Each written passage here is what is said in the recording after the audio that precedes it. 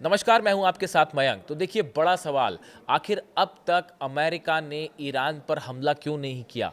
क्या ईरान पर हमला करने से अमेरिका डर रहा है?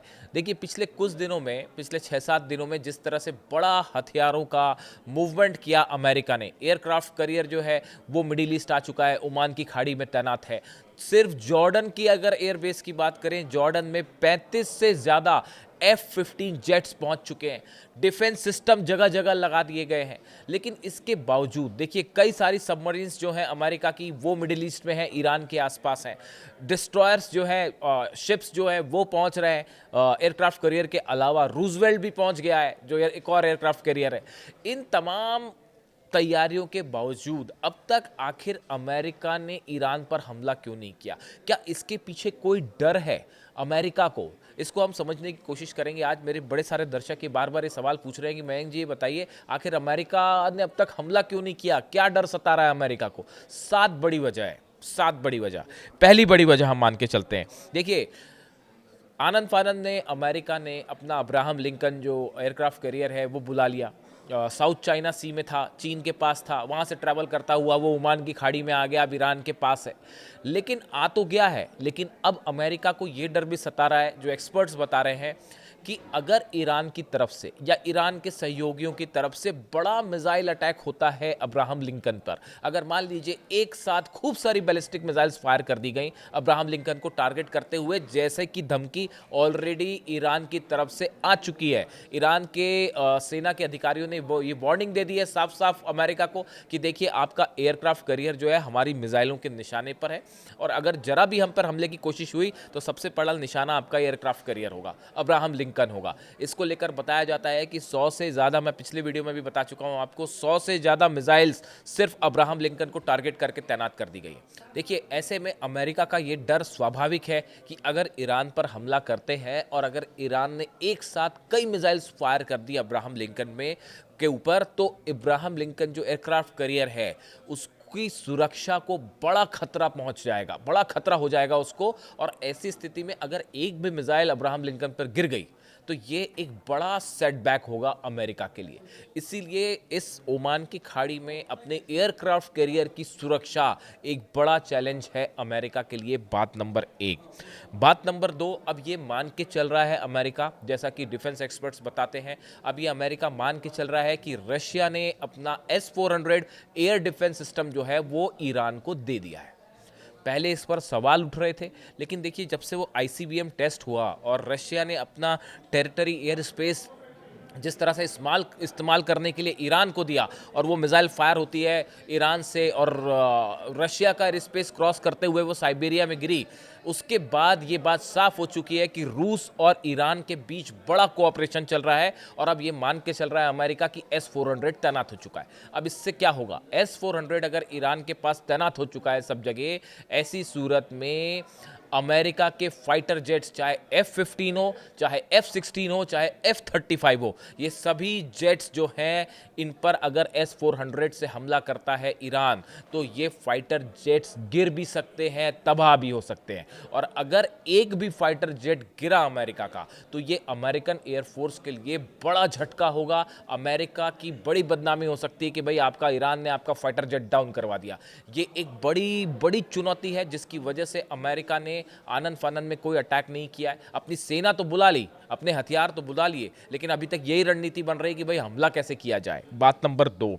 बात नंबर 3, देखिए, सऊदी की तरफ से और कतर की तरफ से, दोनों देशों की तरफ से ये बात कह दी गई है अमेरिका को कि आप हमारे बेसिस का इस्तेमाल मत कीजिए। लेकिन देखिए, हकीकत ये है कि अमेरिका के जो फाइटर जेट्स हैं वो इन देशों में पहुंच रहे हैं, लेकिन हो सकता है यहाँ से हमला ना करें, वो यहाँ पे आने के बाद दूसरी जगह मूव हो जा रहे हैं। जैसे कि हमने देखा, टाइफून, ब्रिटेन ने जो अपने जेट्स भेजे, वो जेट्स अल उदैद एयरबेस पर आए, लेकिन उसके बाद वो वहाँ से, जैसा बताया जाता है, कि जॉर्डन के लिए मूव कर गए।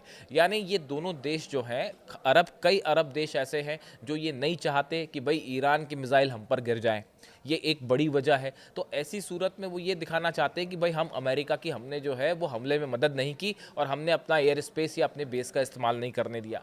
ऐसी सूरत में बिना सऊदी के, बिना कतर के, कुछ ऐसे जो देश है इनकी मदद के लंबा लड़ाई करना अमेरिका के लिए बहुत बड़ी चुनौती है। देखिए पिछली बार इजराइल पर जो हमले हुए, ईरान की मिसाइल्स जो गिर रही थी, उसकी मिसाइल्स को रोकने में बड़ी मात्रा में जो काउंटर मिसाइल्स फायर की गई, डिफेंस सिस्टम से मिसाइल्स फायर की गई, वो जिसमें जॉर्डन का रोल रहा, उसमें सऊदी का रोल रहा, उसमें कतर का रोल रहा। इन देशों से डिफेंस सिस्टम लगा के जो मिसाइल्स ईरान फायर करता है उसको रोकने का काम करने में ये सऊदी देश जो है, ये अरबियन देश जो हैं, ये बड़े मददगार साबित होते हैं। अगर इनका इस्तेमाल ना हो तो अमेरिका के लिए वॉर को लंबा चलाना मुश्किल होगा। ये तीसरी बड़ी वजह है जो एक्सपर्ट्स मान रहे हैं जिसकी वजह से अभी तक अमेरिका ने हमला नहीं किया ईरान पे। हम चौथी बड़ी वजह मानते हैं, ये जो बताता हूँ मैं आपको, ये आप सब जान ही रहे हैं कि इजराइल का डिफेंस सिस्टम जो है, उसके जो डिफेंस सिस्टम है वो पिछले 12 दिन की जंग के बाद अपने सबसे वीक स्तर पे, सबसे कमज़ोर स्तर पर है।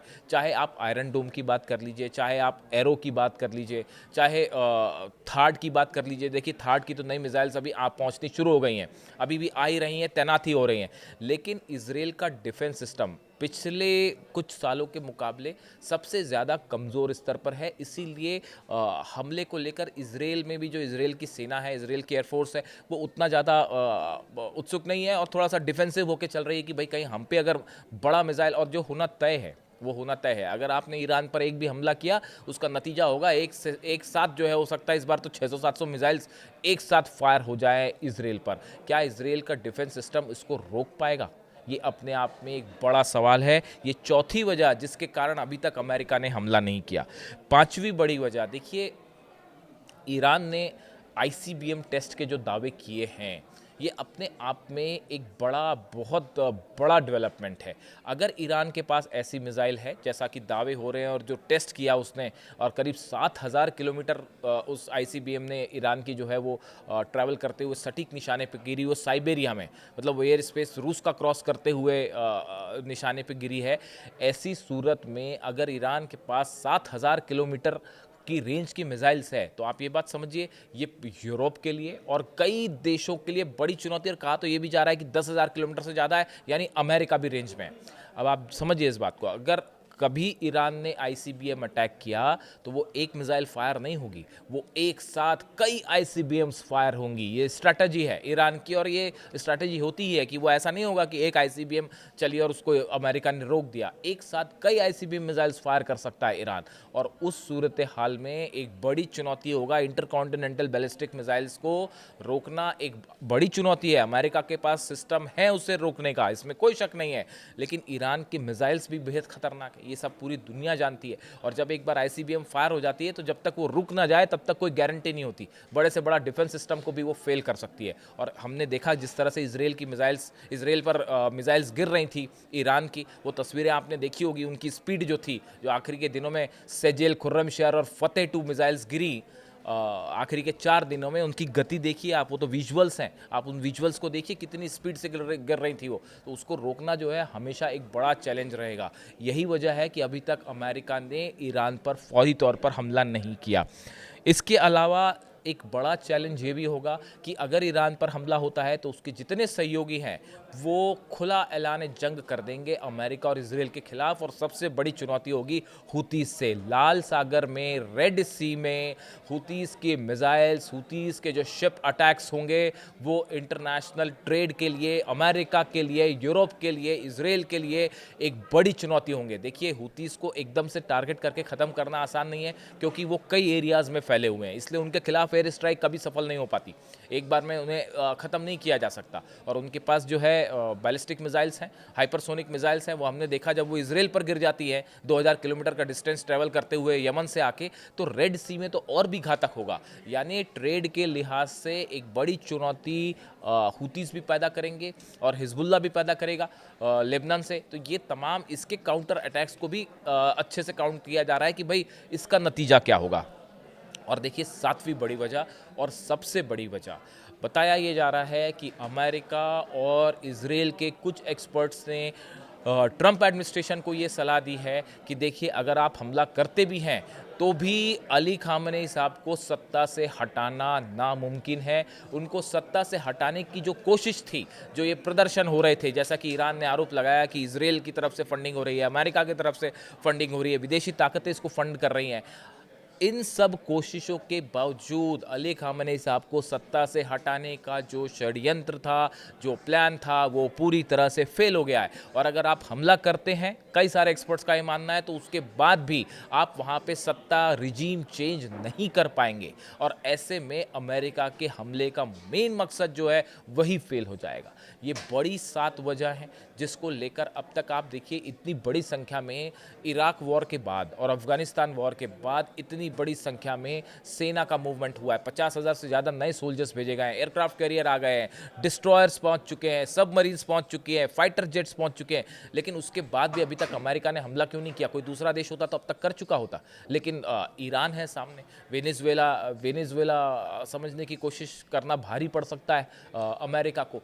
इसी वजह से ये बड़े 7-8 रीजंस हैं जिसकी वजह से अमेरिका फूक फूक कर कदम रख रहा है। और हो ये रहा है कि एयरक्राफ्ट कैरियर तो बुला लिया, लेकिन अब ये नहीं समझ में आ रहा कि भाई किया क्या जाए, हमला कैसे किया जाए, कहीं मामला उल्टा ना पड़ जाए। और अगर हमला करते हैं उसके बाद जितने अरब देश हैं सब पर अगर मिसाइल्स बरस गई। और आप एक बात और देखिए, जो अमेरिका के एयर बेसिस हैं, इजराइल और ईरान का डिस्टेंस तो फिर भी काफ़ी ज़्यादा है, उसमें तो मिसाइल्स ट्रैवल 1800 से 2000 किलोमीटर मिसाइल ट्रैवल करके आ रही हैं। लेकिन जो एयर बेसिस हैं अमेरिका के, चाहे जॉर्डन में हो, चाहे कतर में हो, सऊदी में हो, कुवैत में हो, सीरिया में हो, इन बेसिस को निशाना बनाना ईरान के लिए ज़्यादा आसान है। डिस्टेंस भी कम है और एक्यूरेट मिसाइल्स भी हैं, क्रूज़ मिसाइल्स भी हैं, बैलिस्टिक मिसाइल्स भी हैं। तो इस सब के सब बेसिस उसमें रहेंगे, टारगेट पे रहेंगे। और एक साथ अगर सब पे हमला हो गया तो डिफेंस सिस्टम को रोकना बहुत मुश्किल हो जाएगा। अमेरिका के डिफेंस सिस्टम को के लिए इस ईरान की मिसाइल्स को रोकना मुश्किल होगा। ये बड़ी 7-8 वजह हैं जिसके कारण अब तक अमेरिका ने ईरान पर हमला नहीं किया है और ईरान भारी पड़ता दिखाई दे रहा है। आपकी क्या राय है? कमेंट करके बताइए। इससे जुड़ा जो भी अपडेट होगा मैं आज तक पहुँचाऊँगा, आप तक पहुँचाऊँगा। Thank you so much.